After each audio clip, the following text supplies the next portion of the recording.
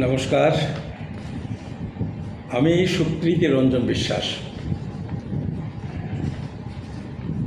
আমরা সবাই ওয়েস্ট বেঙ্গলের পশ্চিমবঙ্গের মানুষ। এখন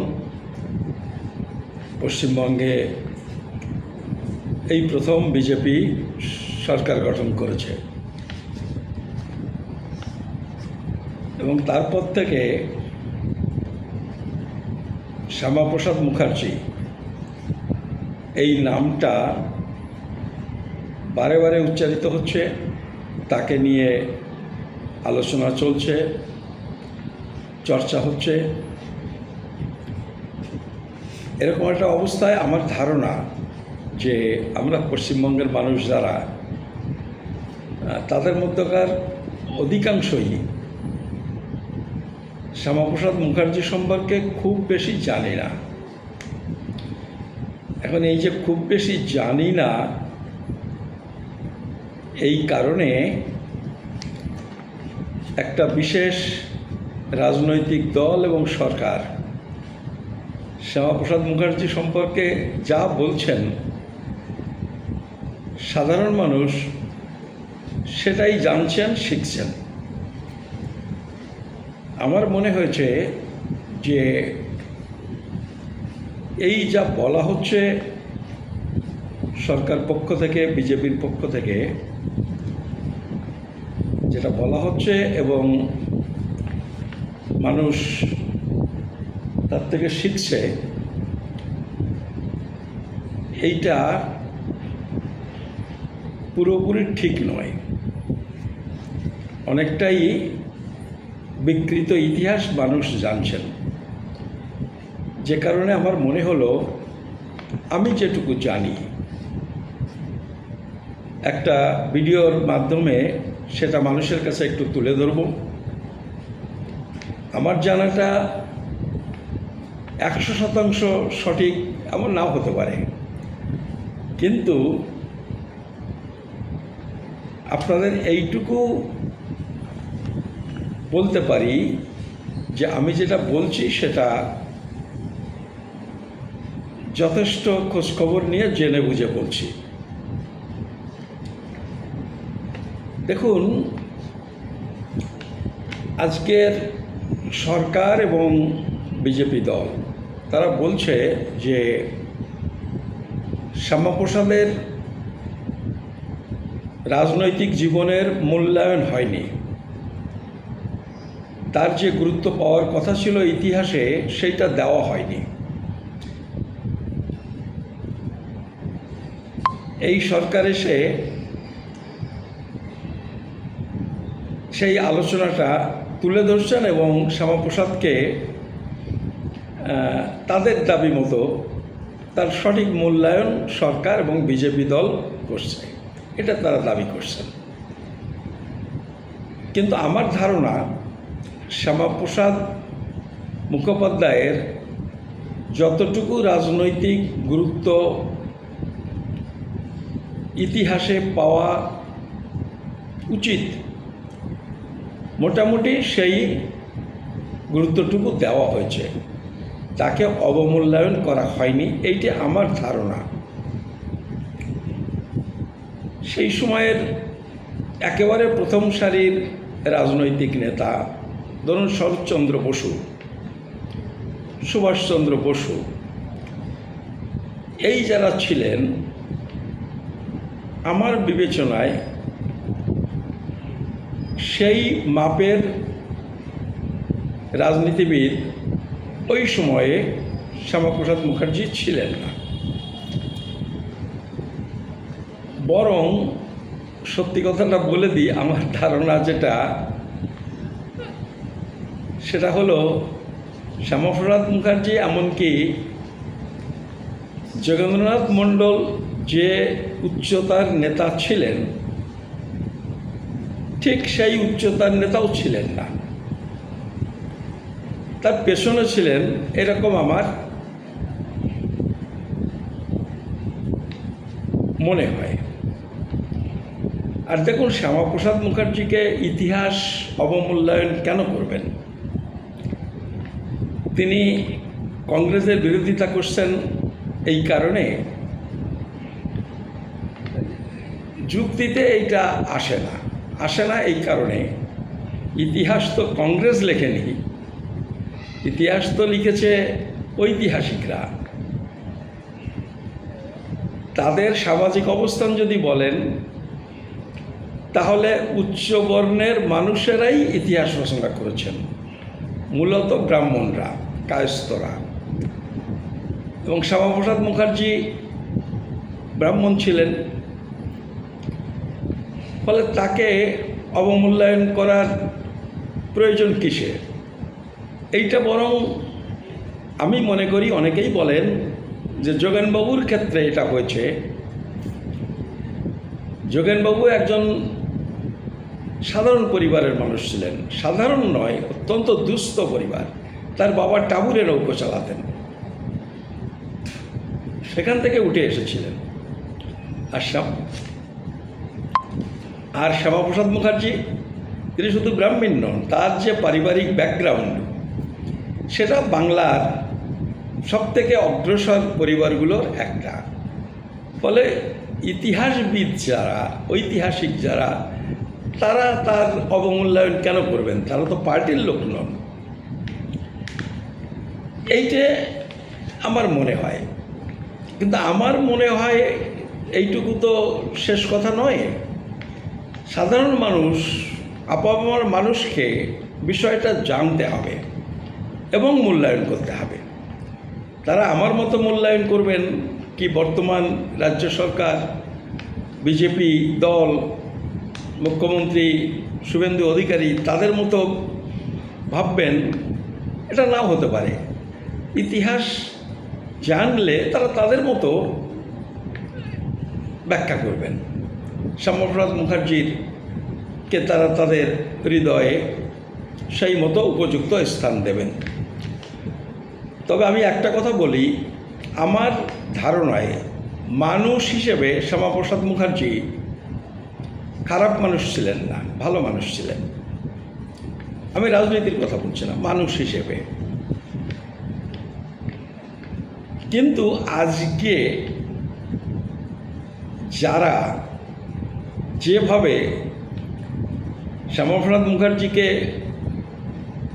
প্রতিষ্ঠিত করার চেষ্টা করছেন, সেইটা বরং শ্যামাপ্রসাদ মুখার্জিকে অনেকটাই খাটো করা হয়। তিনি আসলে অতটা ছোট মন, সংকীর্ণ মনা মানুষ ছিলেন না। রাজনৈতিক ক্ষেত্রে অনেকেই তার বিরোধিতা করতে পারেন, সমর্থন করতে পারেন, সেটা আলাদা কথা। তা আমি আপনাদের খুব সংক্ষেপে তার জীবনের কিছু কিছু ঘটনার কথা বলি, যেগুলো সাধারণত আলোচনা হয়। আমি প্রথমে বলি, শ্যামাপ্রসাদ মুখার্জির জন্ম হয়েছিল 1901 সালে আর মারা গিয়েছিলেন 1953 সালে। তার জীবনকাল খুব ছোট, মাত্র 52 বছরের জীবনকাল।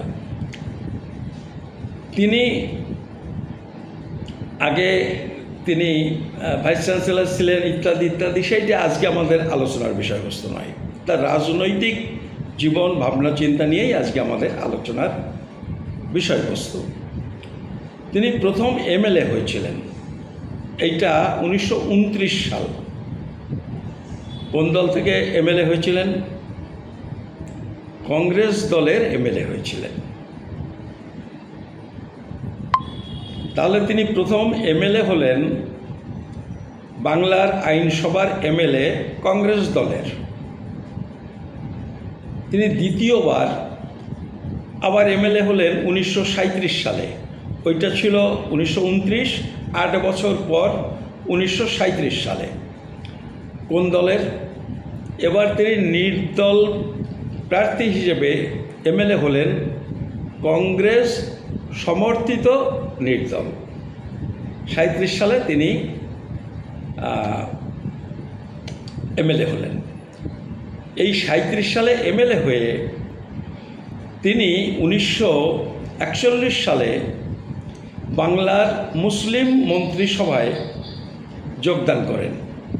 তিনি মন্ত্রী হন, অর্থমন্ত্রী হন, সম্ভবত উপমুখ্যমন্ত্রী বা প্রিমিয়ারও হয়েছিলেন। এটা মুসলিম মন্ত্রিসভায়। মুসলিম মন্ত্রিসভা মানে মুসলিম লীগের মন্ত্রিসভা বলছি না, এটা ছিল কৃষক প্রজা পার্টি ফজলুল হকের মন্ত্রিসভা। যদিও ফজলুল হক তার কিছুদিন বাদেই মুসলিম লীগে যোগদান করেন এবং বেশিরভাগ সময়টা তিনি মুসলিম লীগেরই নেতা ছিলেন। তিনি সেখানে মুসলিম মন্ত্রিসভায় যোগদান করেন। সেবারও কিন্তু নির্দল এমএলএ, কংগ্রেস সমর্থিত। আমি কংগ্রেসের সাথে সম্পর্কটা আপনাদের একটু বুঝে নেওয়ার কথা বলছি। তিনি আবার তৃতীয়বার এমএলএ হলেন, এইটা 1945 সালে। এই নির্বাচনে তিনি বোধহয় 26টা কেন্দ্রে প্রার্থী দিয়েছিলেন, ওই হিন্দু মহাসভার হয়ে একটাতেও জিততে পারেননি। তিনি দাঁড়িয়েছিলেন, আসলে এটা নির্দল হিসেবেই ট্রিট হয়েছে, তিনি দাঁড়িয়েছিলেন বিশ্ববিদ্যালয় কেন্দ্র থেকে, যেখানে আমজনতার ভোটে নির্বাচিত হওয়ার ব্যাপার নয়। কিন্তু তা সত্ত্বেও তিনি কংগ্রেসের সমর্থনেই জয়যুক্ত হয়েছিলেন। কংগ্রেস ওখানে তার বিরুদ্ধে প্রার্থী দেয় না। এইটা তিনি তৃতীয়বার তিনি এমএলএ হলেন। এর ঠিক পরে 6 মাসের মধ্যে 46 সালে গণপরিষদের নির্বাচন হয়। গণপরিষদটা কি? ভবিষ্যৎ ভারতের সংবিধান রচয়িতা সভা, সংসদ, সেটাতে তিনি নির্বাচিত হন। কার টিকিটে তিনি নির্বাচিত হলেন? কারণ সেই সময় এমএলএরা নির্বাচিত করবে গণপরিষদের সদস্য। কমপক্ষে 5জন এমএলএ সমর্থন না করলে, ভোট না দিলে জয়যুক্ত হওয়া যায় না। কমপক্ষে 5জন এমএলএ তাকে ভোট দিতে হবে, তার তো ছিল না। ফলে তিনি কংগ্রেস টিকিটে দাঁড়ালেন, কংগ্রেসের এমএলএরাই তাকে ভোট দিয়ে নির্বাচিত করলেন। এই সময় আরেকটা ইতিহাসের কথা একটু মনে করুন। ওই সময়ে বাংলা থেকে গণপরিষদে দাঁড় করিয়েছিলেন যোগেন্দ্রনাথ মণ্ডল, ডক্টর আম্বেদকরকে আমন্ত্রণ জানিয়ে এখানে দাঁড় করিয়েছিলেন। যোগেন্দ্রনাথ মণ্ডল যখন ডক্টর আম্বেদকরকে দাঁড় করালেন, তখন কংগ্রেস ঘোষণা করল, হুইপ জারি করলো তার এমএলএদের যাতে আম্বেদকরকে ভোট না দেন। এবং ঘোষণা করা হলো, কংগ্রেস ঘোষণা করল যে কংগ্রেস ডক্টর আম্বেদকরকে গণপরিষদে ঢোকার সব পথ বন্ধ করে দিয়েছে, সর্বশক্তি নিয়োগ করেছিল। তাকে একজন এমএলএ সমর্থন করার কথা ঘোষণা করেছিল, তাকে কিডন্যাপ পর্যন্ত করেছিল, এইভাবে আটকানোর চেষ্টা করেছিল। আর উল্টো দিকে কি হলো? উল্টো দিকে কংগ্রেস, হিন্দু মহাসভা তিনি করতেন, ছোট দল, কংগ্রেসের বিরোধিতা করতেন, তা সত্ত্বেও তাদের সাথে সম্পর্ক এমনি ছিল যে কংগ্রেস তাকে টিকিট দিয়ে গণপরিষদে নিয়ে গেলেন। এবং এই পর্যন্ত শেষ নয়। 47 সালে স্বাধীনতার সাথে সাথে নেহেরুর নেতৃত্বে যে মন্ত্রিসভা গঠিত হলো, সেই মন্ত্রিসভায় শ্যামাপ্রসাদ মুখার্জিকে গুরুত্বপূর্ণ 2টো মন্ত্রক দিয়ে মন্ত্রী করা হলো। সম্পর্কটা বুঝুন। এই সময় আম্বেদকরকেও মন্ত্রী করেছিলেন, তাকে আইনমন্ত্রী পদটা দিয়েছিলেন।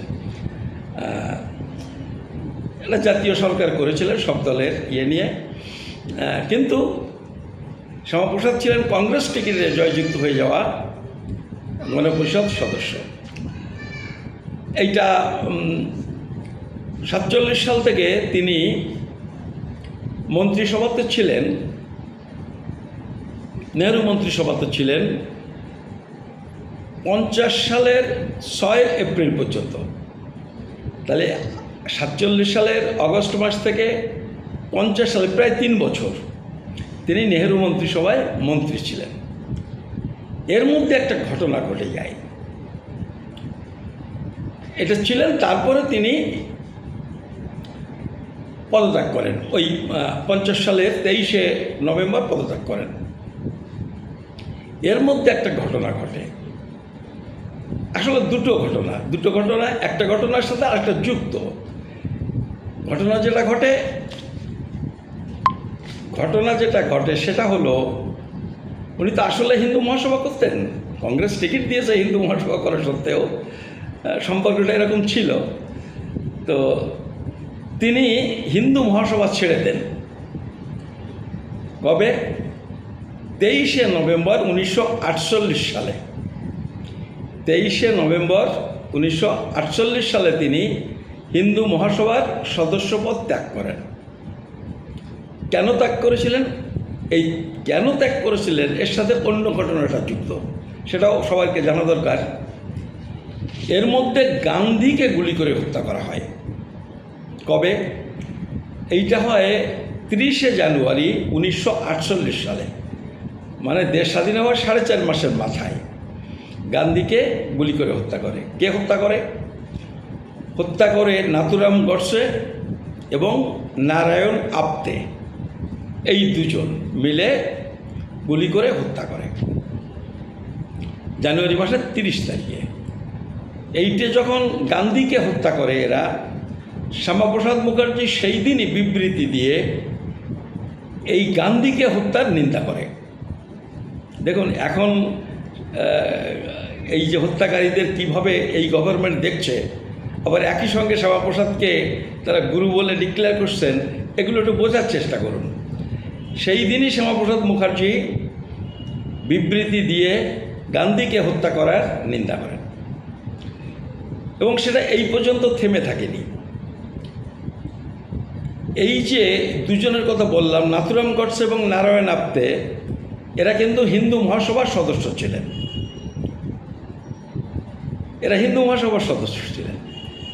তারা গান্ধীকে গুলি করে খুন করে। একই সাথে তারা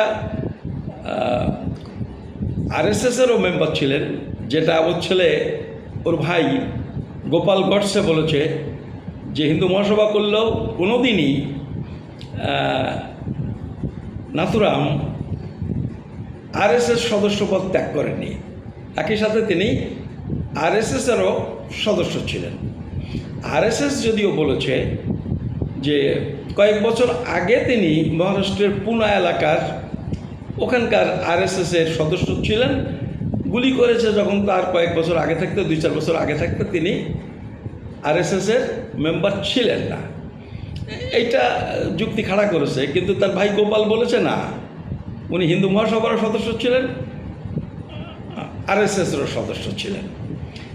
এখন এই যে হিন্দু মহাসভা, নাথুরাম গডসে তার সদস্য, তারা যখন এইগুলো করলেন, তখন শ্যামাপ্রসাদ মুখার্জি বললেন,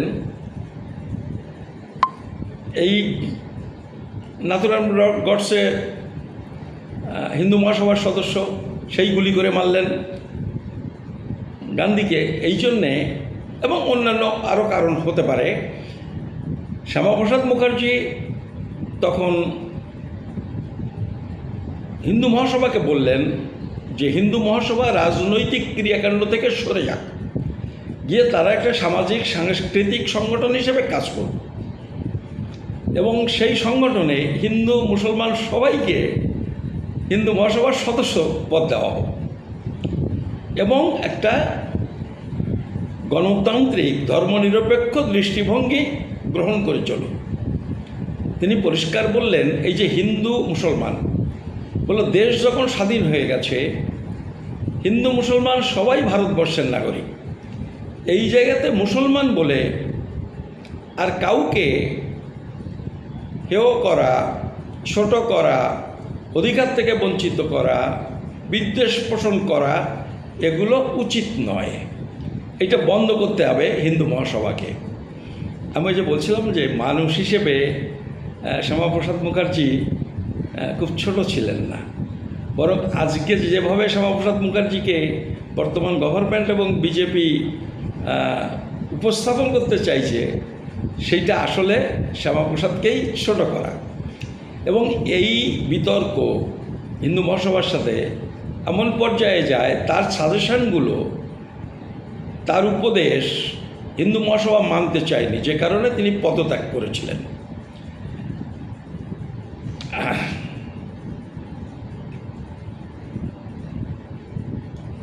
এই যে তিনি পদত্যাগ করলেন হিন্দু মহাসভা 48 সালের নভেম্বর মাসে, এরপরেও তিনি 48 সাল থেকে 50 সাল পর্যন্ত তিনি নেহেরু মন্ত্রিসভার মন্ত্রী ছিলেন। তারপরে তিনি নেহেরু মন্ত্রিসভায় নেহেরুর সাথে তার নীতিগত কিছু ক্ষেত্রে বিরোধ হয়, তিনি তার মন্ত্রিসভা ত্যাগ করেন। কি বিরোধ হয়েছিল? আপনারা যদি শ্যামাপ্রসাদ মুখার্জির পদত্যাগপত্রটা পড়েন তাহলে দেখবেন একটা মাত্র ঘটনার বা বিষয় উল্লেখ করেছেন তার পদত্যাগপত্রে। সেটা হলো পূর্ববঙ্গের যে হিন্দু উদ্বাস্তু, তার অভিযোগ, শ্যামাপ্রসাদ মুখার্জির অভিযোগ, তাদের প্রতি নেহেরু গভর্নমেন্ট যথাযথ গুরুত্ব দিচ্ছে না। তাদের দুর্দশা নিরসনের জন্যে, উদ্বাস্তুদের দুর্দশা নিরসনের জন্যে উপযুক্ত ব্যবস্থা নেহেরু নেতৃত্বাধীন গভর্নমেন্ট নিচ্ছে না। এই কারণে তিনি নেহেরু মন্ত্রিসভা থেকে পদত্যাগ করেন।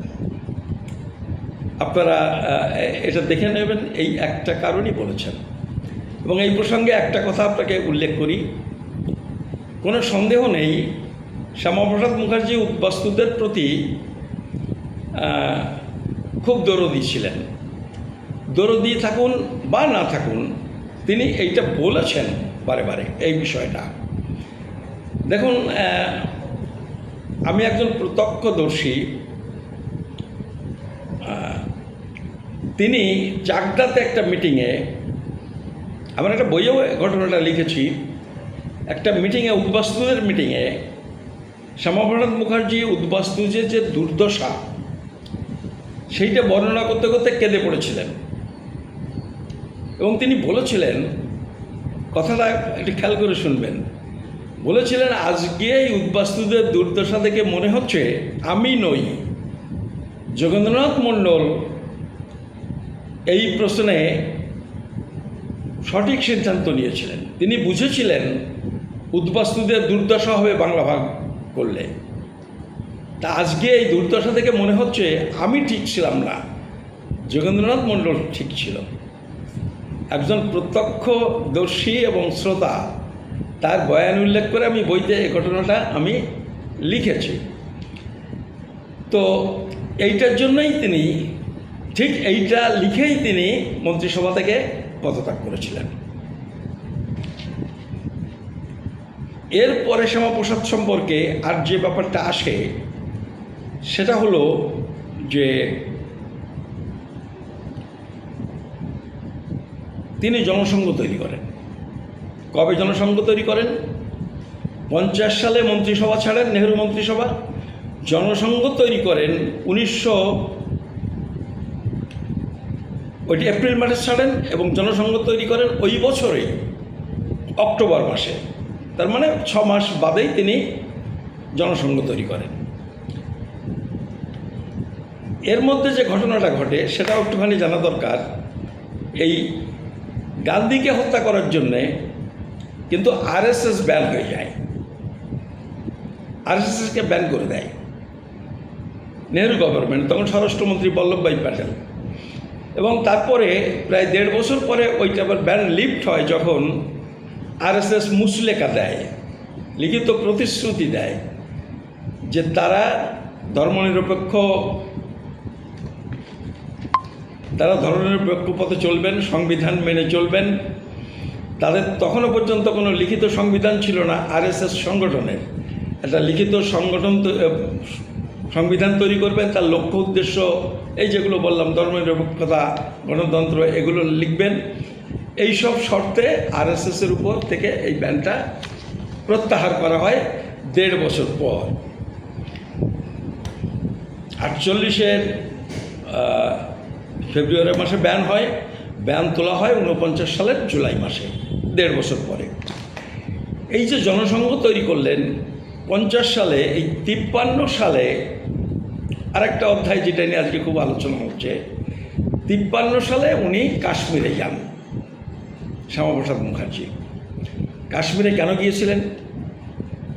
কাশ্মীরে গিয়েছিলেন তখন ওই যে 370 ধারা, আমি 370 ধারারও দুটো কথা বলবো পরে, কেন এখনই বলেনি, ভুলে যেতে পারি। 370 ধারা ভারতবর্ষের পার্লামেন্টে পেশ হয়েছিল 17 অক্টোবর 1949 সালে। 1949 সালে তখন শ্যামাপ্রসাদ মুখার্জি কিন্তু মন্ত্রিসভার সদস্য এবং গণপরিষদের মেম্বার। গণপরিষদের মেম্বার মন্ত্রী হওয়ার কারণে গণপরিষদে বক্তব্য বলতে পারবেন না এমন কিন্তু কোনো বাধা ছিল না। তিনি এই যে পেশ হলো 370 ধারা, তার বিরুদ্ধে শ্যামাপ্রসাদ মুখার্জির আপত্তি করার, সংশোধনী আনার অধিকার ছিল, কিন্তু তিনি 370 ধারার বিরোধিতা করেননি। কিন্তু মজার ব্যাপার হলো গোটা সংবিধানটা কিন্তু পেশ করেছেন ডক্টর আম্বেদকর, কিন্তু 370 ধারা নিয়ে আম্বেদকর একমত ছিলেন না, যে কারণে উনি বলেছিলেন আমি ওটা পেশ করব না, অস্বীকার করেছিলেন। আর একজন কংগ্রেস নেতাকে দিয়ে ওইটা পেশ করানো হয়েছিল গণপরিষদে, কিন্তু শ্যামাপ্রসাদ মুখার্জি 370 ধারার বিরোধিতা করেননি। বিরোধিতা করেছিলেন মাত্র একজন সদস্য, এমপি বলতে পারেন বা গণপরিষদের সদস্য। তিনি কে জানেন? তিনি হচ্ছেন মৌলানা মোহানি। বিরোধিতা করেছিলেন একজন মুসলিম শুধু নয়, তিনি আবার মৌলানা মোহানি। মাদ্রাসায় না পড়লে মৌলানার টাইটেল পাওয়া যায় না। আবুল কালাম আজাদ, মৌলানা আবুল কালাম আজাদ, তিনি মাদ্রাসার ছাত্র, মানে ওই যে মাদ্রাসায় পড়লে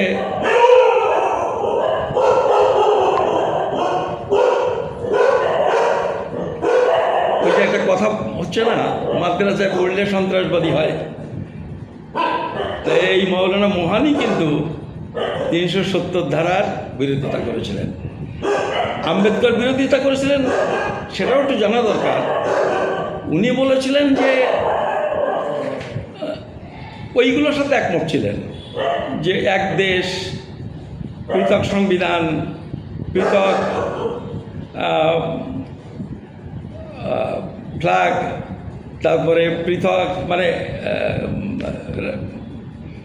মুখ্যমন্ত্রী, মানে দুটো প্রধানমন্ত্রী, এসবগুলো ছিল। কিন্তু সমাধান তিনি বলেছিলেন যে, আপনি দেখবেন আম্বেদকরের পদত্যাগপত্রে পরিষ্কার লেখা আছে, বলেছিলেন লাদাখ এবং জম্মু হিন্দু প্রধান এলাকা এবং বৌদ্ধ প্রধান এলাকা, ওটা ভারতের সাথে যুক্ত করো এবং সেখানকার লোকজনও তাই চায়। আর গণভোটটা করো শ্রীনগর নিয়ে, কাশ্মীর নিয়ে, যে তারা ভারতের সাথে থাকতে চায় না পাকিস্তানের সাথে যেতে চায় না স্বাধীন থাকতে চায়। তিনি পরিষ্কার বলেছেন যে দেখেন, আমাদের দেশের অংশ হচ্ছে করাচি, আমাদের দেশের অংশ হচ্ছে ঢাকা। সেই কোন শতাব্দী থেকে তা ঠিক নেই, তা আমরা সেটা ছেড়ে দিলাম কেন? ঢাকা করাচি ছেড়ে দিলাম কেন? আমরা বললাম মুসলমান প্রধান এলাকা ছেড়ে দিলাম, রাখবো না ভারতে। তা আমাদের কাশ্মীর নিয়ে এত মাথা ব্যথা কেন? যেটা কোনোদিন ভারতের অংশ ছিল না, স্বাধীন দেশ ছিল, 47 সালেও ছিল না ভারতের অংশ, ইংরেজ আমলেও ছিল না, তার আগে মোগল আমলে ছিল না, সুলতান আমলে ছিল না, হয়তো 2-4 বছর দখল করেছে, আবার স্বাধীন হয়ে গেছে। তো সেইটাকে আমাদের মধ্যে আনার জন্য এত কেন? আমরা তো ছেড়ে দিয়েছি নিজেদের এলাকা, মুসলমান প্রধান এলাকা, আরও 95% মুসলমান প্রধান এলাকা হচ্ছে কাশ্মীর, সেটা আমরা রাখার জন্যে এত কিছু করছি কেন? আম্বেদকরের আপত্তি এই জায়গায় ছিল যে মুসলমানরা তাদের মনোভাবটা দেখো, গণভোট নাও। তো সেটা যাই হোক, সেটা আজকের এই আলোচনার মূল বিষয়বস্তু নয়, কিন্তু বিরোধিতা করেছিলেন মৌলানা মোহানি শ্যামাপ্রসাদ মুখার্জি বিরোধিতা করেননি। এই বিষয়গুলো একটু জানা দরকার। এইবারে শ্যামাপ্রসাদ মুখার্জি যাচ্ছেন কাশ্মীরে, 370 ধারা একটা বিষয় আপনারা জানেন, সেটা এখনও আলোচনা হয়। কিন্তু তখন একটা আইন ছিল, সেটা হচ্ছে ইনার পারমিট আইন। কাশ্মীরে যেতে গেলে একটা অনুমতি নিয়ে যেতে হবে। কাশ্মীরে যেতে গেলে অনুমতি নিয়ে যেতে হবে। সেটা শুধু ওখানে ছিল তা না, এখনও আমাদের দেশে আছে। এখনও ইনার পারমিট নাগাল্যান্ডে আছে, মিজোরামে আছে, মণিপুরে আছে, অরুণাচল প্রদেশে আছে, বিভিন্ন জায়গায় এগুলো রয়েছে। শুধু ওই কাশ্মীরে ছিল তা না। সে যা হোক, কাশ্মীরে ছিল তখন। এবার উনি সে আইন ভেঙে কাশ্মীর যাত্রা করেছিলেন, যে কারণে কাশ্মীর গভর্নমেন্ট তাকে অ্যারেস্ট করেছিল। এবং জানবেন, কাশ্মীরে তখন কিন্তু প্রধানমন্ত্রী, নেহেরু প্রধানমন্ত্রী নন, কাশ্মীরে আলাদা প্রধানমন্ত্রী। বিষয়টা বুঝুন। করে তাকে নজরবন্দি করে রাখলো। নজরবন্দি করে রেখেছিল কতদিন?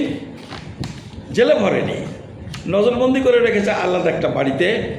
45 দিন মতো তাকে নজরবন্দি করে রেখেছিলেন, এবং সেখানে তিনি অসুস্থ হন এবং হার্ট অ্যাটাকে মারা যান। এখন কথা হলো যে এই যেটা বলা হচ্ছে তাকে নেহেরু খুন করেছিলেন ইত্যাদি ইত্যাদি, এই যে সব কথা বলা হয়, তো এই নেহেরু কেন খুন করবেন? নেহেরু যদি তার প্রতি এতটা বিদ্বেষ মনোভাবাপন্ন হতেন, তাহলে তাকে কংগ্রেস বারবারে এমএলএ করেছে, কংগ্রেস তাকে নিয়ে গেছে গণপরিষদে, নেহেরু তাকে মন্ত্রী করেছে। তো এতটা যার সাথে বিরোধিতা থাকলে এগুলো করে, যে তাকে খুন করার মতো জায়গাতে নেহেরু যাবেন? খুন করতে হলো তো তারা করতো আম্বেদকরকে। আম্বেদকর গান্ধীকে বলতো হিপোক্রাট, বলতো কি না? তাকে গণপরিষদে ঢুকতে দেবে না বলে তারা আপ্রাণ চেষ্টা করেছিল। আমাদের নেতাজি সুভাষচন্দ্র বসু, তিনি আম্বেদকরকে বলেছিলেন ব্রিটিশের তৈরি করা নেতা, মানে ঘুরিয়ে, ভদ্রলোক ওইভাবে বলেননি, ঘুরিয়ে বলেছেন ব্রিটিশের চর। এদেশের কমিউনিস্টরা তো সরাসরি বলতেন আম্বেদকর ব্রিটিশের চর। তো তেমন একজন লোক ছিলেন। তো তাকে খুন না করে, যার সাথে বরাবর শ্যামাপ্রসাদ মুখার্জির কংগ্রেসের এত ভালো সম্পর্ক, তাকে কেন খুন করবেন? খুনের তো একটা মোটিভ থাকে। সেই সময় ওই জনসংঘ কংগ্রেসকে চ্যালেঞ্জ করতে পারে এরকম কোনো দল নয়, ওই একটা দুটো এমপি বের করার মতো একটা দল। তো তাকে কেন খুন করতে যাবেন? আর হিন্দু মুসলমান প্রশ্ন যদি বলেন, ওই যে বললাম 37 সালের নির্বাচনের পরে ধরুন বাংলাতে শ্যামাপ্রসাদ মুখার্জি মুসলিম মন্ত্রিসভায় যোগদান করলেন, আর হিন্দু মহাসভা উত্তর পশ্চিম সীমান্ত প্রদেশে মুসলিম লীগের সাথে কোয়ালিশন সরকার করেছিল। সিন্ধু প্রদেশে হিন্দু মহাসভা মুসলিম লীগের সাথে সরকার গঠন করেছিল। সিন্ধু প্রদেশেও মুসলিম লীগের সাথে হিন্দু মহাসভা সরকার গঠন করেছিল। ফলে এইসব নিয়ে তো মানে আমি এই যে ঘটনাগুলো বলছি, তাতে তাকে খুন করার মতো এরকম সম্পর্ক তো কিছু নেই। আর আমি দুটো কথা মাত্র বলে এই ভিডিওটা শেষ করব। সেটা হচ্ছে, দেখেন, আমাদের পশ্চিমবঙ্গের জনক বলা হচ্ছে শ্যামাপ্রসাদ মুখার্জিকে, কিন্তু এইটা ইতিহাস এটাকে মানে না। কেন বলছি বলুন তো? এই যে বলা হয় তারকেশ্বর সম্মেলনে সিদ্ধান্ত নিয়েছিল, যেখানে আমাদের প্রধানমন্ত্রী নরেন্দ্র মোদী এসেছিলেন কদিন আগে, তারকেশ্বরেই গেছিলেন। তা তারকেশ্বরে ওই যে সম্মেলন, যেখানে বাংলা ভাগ করার সিদ্ধান্ত নেওয়া হয়েছিল, সেটা কবে হয়েছিল? সেই সম্মেলনটা হিন্দু মহাসভার সম্মেলন হয়েছিল 4 থেকে 6 এপ্রিল, 4, 5, 6, 3 দিনের সম্মেলন 1947 সালে এপ্রিল মাসে। তারা সেখানে সিদ্ধান্ত নিল যে বাংলা ভাগ করতে হবে। কি মাসে? 4 থেকে 6 এপ্রিল 47 সাল। আর কংগ্রেস ওয়ার্কিং কমিটি তার 26-27 দিন আগে 8 মার্চ 8ই মার্চ 1947 সালে কংগ্রেস ওয়ার্কিং কমিটি সিদ্ধান্ত নিয়েছে বাংলা এবং পাঞ্জাব দুটোকে ভাগ করতে হবে। তাহলে মার্চ মাসের 3 তারিখে কংগ্রেস ডিসিশন নিয়েছে, তার 25-26 দিন পর 4 থেকে 6 জুন, 4 থেকে 6 এপ্রিল, ওরা মার্চ মাসে নিয়েছে, এরা এপ্রিল মাসে 24-25 দিন পর, 26 দিন পর তারকেশ্বরে শ্যামাপ্রসাদ মুখার্জির দল হিন্দু মহাসভার সিদ্ধান্ত নিচ্ছে বাংলা ভাগ করতে হবে। কারা আগে সিদ্ধান্ত নিয়েছে? কংগ্রেস। তার পেছনে পেছনে হিন্দু মহাসভার সিদ্ধান্ত নিয়েছে। ক্ষমতা কাদের ছিল? কংগ্রেসের।